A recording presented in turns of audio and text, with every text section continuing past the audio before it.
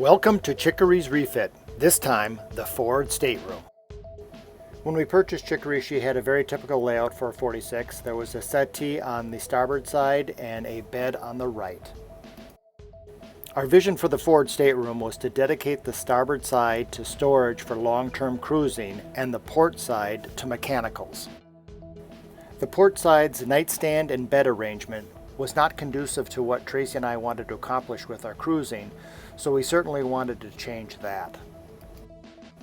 Adding a computer workstation and a high bunk would allow us all the storage we needed below the bunk for the mechanicals that we needed to add for long-term cruising. Utilizing a high bunk arrangement on the starboard side would offer the same advantages as the port side, so we removed this settee. Adding this high bunk arrangement allowed us to put 2 freezers below the bed and tons of storage for canned and dried goods. Now that you understand the scope of the project, let's start with the construction details. The settee held a 30-gallon stainless steel water tank below it that was leaking, and our first project was to remove that stainless steel tank and all of the enclosure that held the settee. Next, we added the headboard and high bunk structure. I know in the photos the bunk looks very tight, but I wanted to show this picture because I am 5'10" and 215 and I have plenty of room up there. The next step was to build a structure to hold the 2 freezers and allow storage underneath. Once the structure was built, it was time to start wrapping everything in teak plywood. Although the bottom section looks solid, those panels are removable and it allows us access to infrequently needed items aboard the boat. The next step was to add a tow kick that could support doors. We decided on a sliding door arrangement. This allows us easy access while in our typical daily routine, but the doors are also easily removable, so when we need maintenance on the freezers or we need to stock some huge items in there, it allows us some really large access. At this point in the project, I abandoned the starboard side because most of everything that needed to be done was finishing work and I wanted to start on the port side. Under the port side bed, there was a 70-gallon water tank that also looked a little sketchy and I decided to remove that. In addition, there was a 16,000 BTU air conditioner and some drawers for storage. Once I removed the nightstand and the bed structure and the stainless steel water tank and moved the air conditioner aside, I realized that there was a space underneath the floor that was not being utilized, so I cut a hole to see what size the space was. I had removed a 70 and a 30-gallon stainless steel tank and I had to replace that capacity.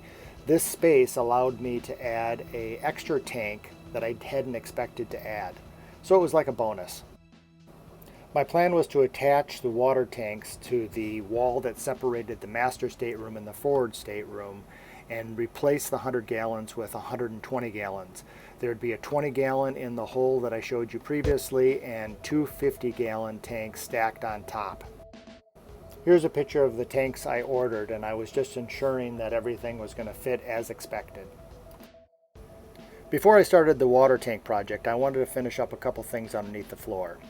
Chicory has a 48-volt bow thruster, which requires 4 12-volt batteries wired in series, and here's some AGMs.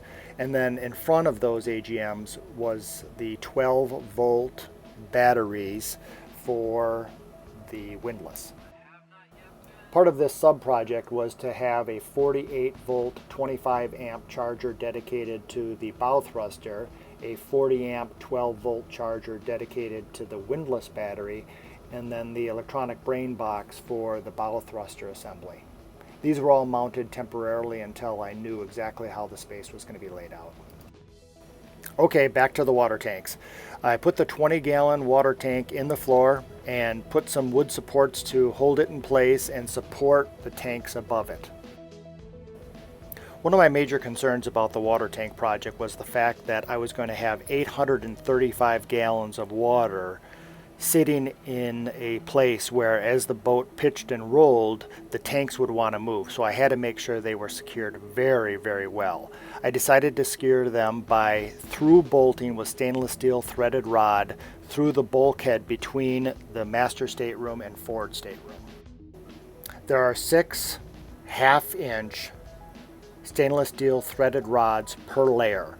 There's a layer of threaded rod below the first tank, then a layer of plywood, then the next tank, a layer of threaded rod, a layer of plywood, the next tank, and then a layer of threaded rod. So each tank has threaded rod below it and above it.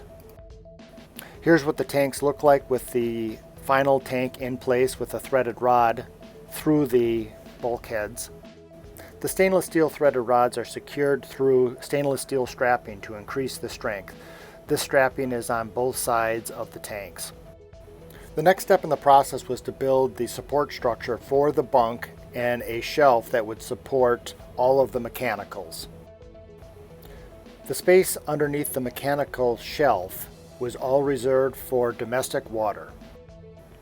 I'm going to take this opportunity to explain exactly what's going on the mechanical shelf and the plumbing shelf. On the mechanical shelf there is a 20-gallon hot water heater. There's a 16,000 BTU air conditioner that cools both the forward stateroom and the master stateroom. And there's a control panel for a water maker that I designed and built. That water maker, including the panel, will be something I have in a future video. As we move down to the plumbing area, this is the area that controls 5 water tanks. There are a 100-gallon stainless steel under the master stateroom bed, well, underneath the floor. And underneath the floor in the forward stateroom, there are 2 75-gallon stainless steel tanks. And then, of course, we have the 3 plastic tanks, which I have bundled them in 100 gallons of plastic plus a 20-gallon that's underneath the floor. Each system, the stainless steel and the plastic, have their own water system, so they have their own dedicated pump, own dedicated manifold, and own dedicated filter system. The domestic water system is arguably complicated, but it fits our needs perfectly, and we really enjoy the flexibility that the system offers. Once all the mechanical and plumbing work was done, it was time to start wrapping everything in the teak plywood, much like we did on the starboard side. One of our design criteria was to have a nice large workspace for a computer workstation, and having these heavy-duty fold-out hinges really helped us in this endeavor. You can see we virtually doubled the space available for working.